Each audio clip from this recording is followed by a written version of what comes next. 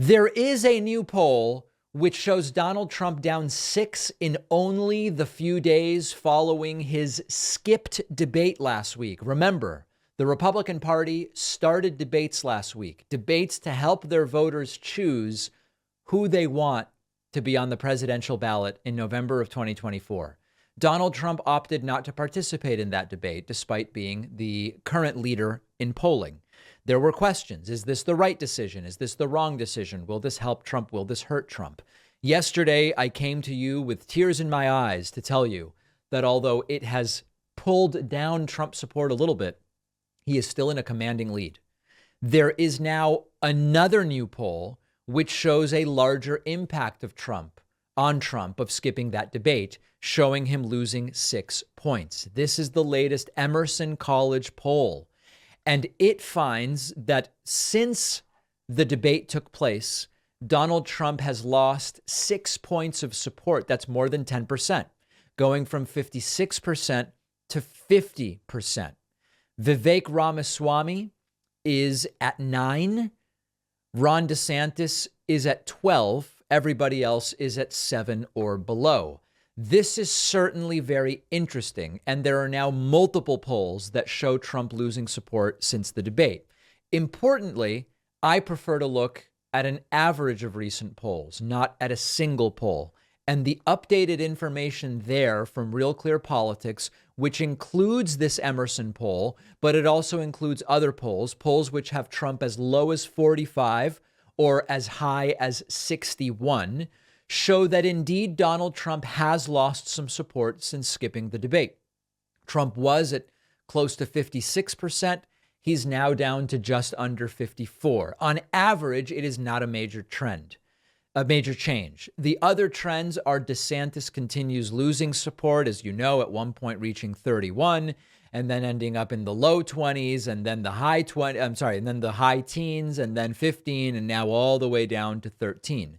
Vivek Ramaswamy, it's difficult to call it a surge, but he is ticking up, most recently at 7.6%.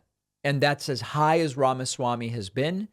If he can get to 10 double digits and really contest DeSantis, it will be a very interesting turn of events. Mike Pence, Nikki Haley, right around 5. Christie still struggling to break 3. Nothing else super remarkable going on. But indeed, it so far does not appear to have been good for Donald Trump. Now, these data can only tell us so much at this early stage. And there are a number of different interpretations of the data. One extrapolation would be, if Trump loses 2, 3, 4 points after each debate that he skips, he will eventually not be the leader. And that is mathematically airtight. But we don't know that that's the case. What Trump skipping the debate might have done is it might have sort of shaken out some very soft Trump support. And once that soft Trump support bails, well, then it's stronger Trump support, and there's no real reason to think Trump's going to lose 2 to 4 points after every single debate. That's one possibility. The other possibility is that this is a trend that will continue to some degree, but Trump has such a lead that even if Trump were to go below 50%, down to 45 or even 40, he still is going to have a plurality of the support unless one Republican gets all of the other support around them, not super likely. And so that Trump has a huge buffer, even with 40%, even with 38%. If Trump has 38 and all of the other candidates split the remaining 62, Trump may still be the primary vote getter. Then you've got to look at the state by state voting rules in the Republican primary and see, is it winner take all? Is it not? It starts to get a little bit more complicated.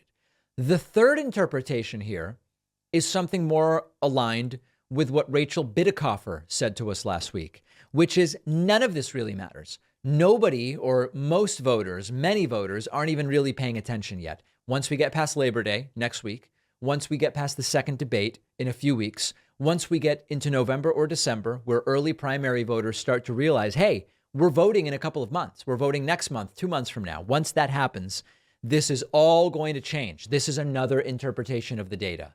And that what we are seeing right now are going to be all sorts of ups and downs that are not going to be dramatically meaningful in the grand scheme of things. Which answer is it? I don't know. We have to wait and see. But if you're Trump, it can't be thrilling to be seeing a notable decline in average polling since you skipped the debate. Is it enough to force Trump into the debates? I don't know, because to be perfectly frank, I don't know that debating is going to be that good for Trump either. So it's a real question he's got to figure out. He also has 4 criminal trials he's dealing with, and so it's unclear where his head is. But we'll talk about that a little bit later. Let's now talk about Vivek Ramaswamy.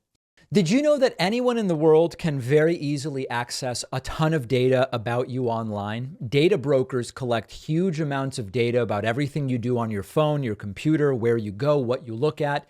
But we recently learned that government agencies like the FBI have also been buying a ton of this data from data brokers just to keep track of people without needing a court order. Criminals can also use the information to target you. Ad companies and political consultants can buy it and try to influence you, but you can stop it.